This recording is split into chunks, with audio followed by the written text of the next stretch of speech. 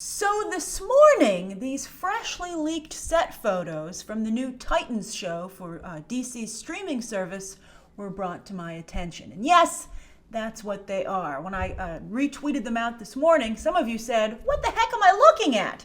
And you are indeed looking at Starfire, Beast Boy, and Raven. Now, it would be easy to do a rant on this, but the DC negativity, even in the face of developments that leave many of us speechless, has become overwhelming and I believe tiring. So today, I just went through this yesterday with the potential Batgirl movie.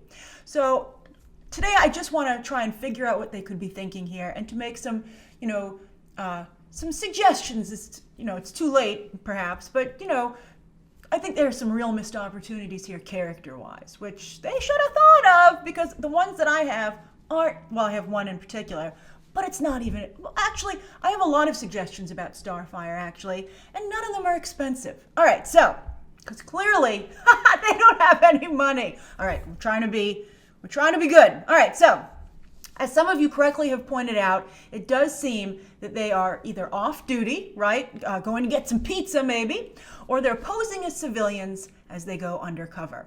And some of you have also hoped, against hope, that their skin color might be altered in post. Much like some of you are hoping that the green panels, or I would call them seafoam panels, they're not VFX green, but on Captain Marvel's costume that we've seen are also for CGI purposes. Well, I think you're misguided, although I feel for you in both situations. The thing is it would be prohibitively expensive to alter every frame like that, especially for a television show.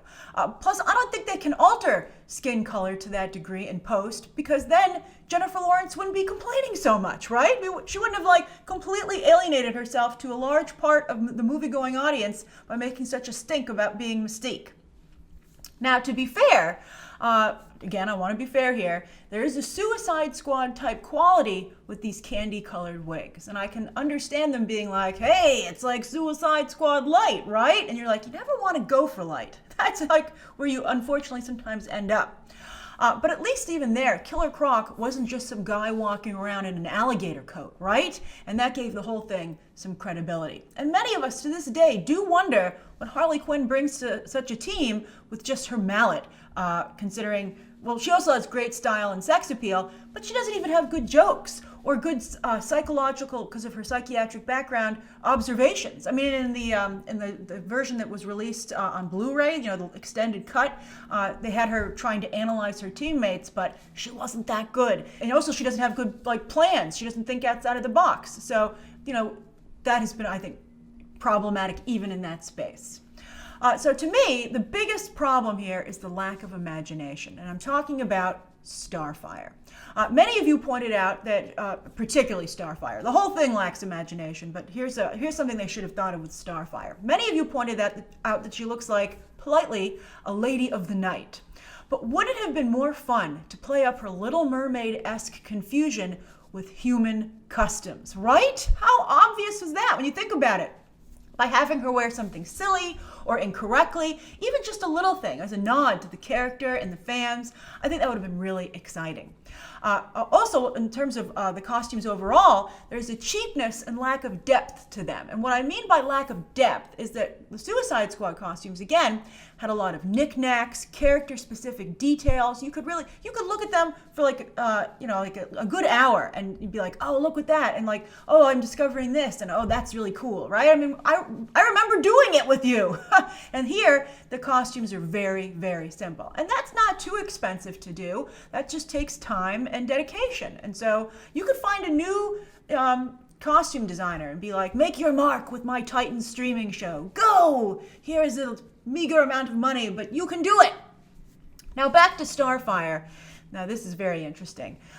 You've seen that they've not only chosen to give her hair that might be pink, but also that fits her new ethnicity. That is a very strong choice. They didn't just cast a black actress and then forget about it, right? And they could have, because Beyonce, as I pointed out when Anna Diop was cast, has Starfire hair all the time. She's kind of like Starfire, actually, overall. But here, Anna Diop, it's a very specific, again, choice ethnicity-wise. So if they're going to play up the choice of casting a black actress within the show, then that is a big responsibility story-wise. I mean, they could go, when you think about it, the brother from another planet route. That would be really interesting, and it would also garner the show a lot of attention, right? But something tells me that Greg Berlanti, Jeff Johns, and Akiva Goldsman aren't that inventive or sophisticated. But there's still hope. This show could maybe really excel in the writing and personal exploration of these characters, because these guys aren't writing it. Well, they might be. They could. I'm sure they're overseeing the scripts because they're all writers. But right now they just have executive producer and creator credit.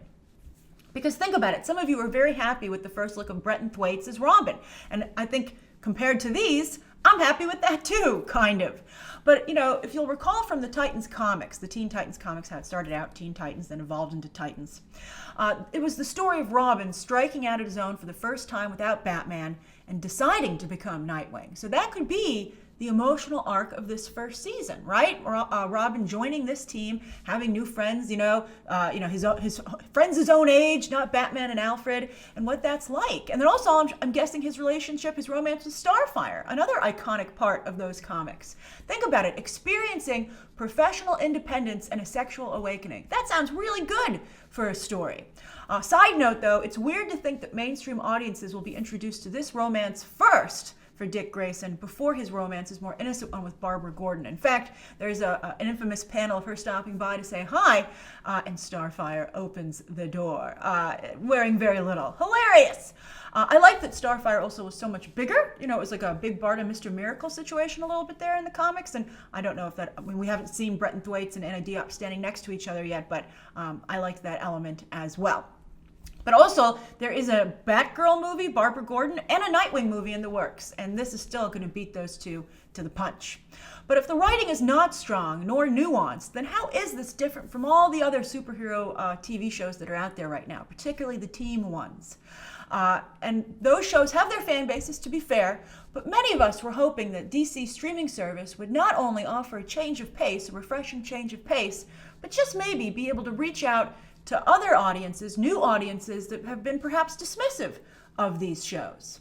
And also, of course, illustrate why the Titans have been such a popular team over the years. There are a lot of comic book teams out there, superhero teams, but the Titans are very special, and it's because of the characters and their interactions, and I'm hoping that that comes across in this show. So, no ranting, but just honest discussion. What do you think of these? What do you think of my ideas for Starfire in particular?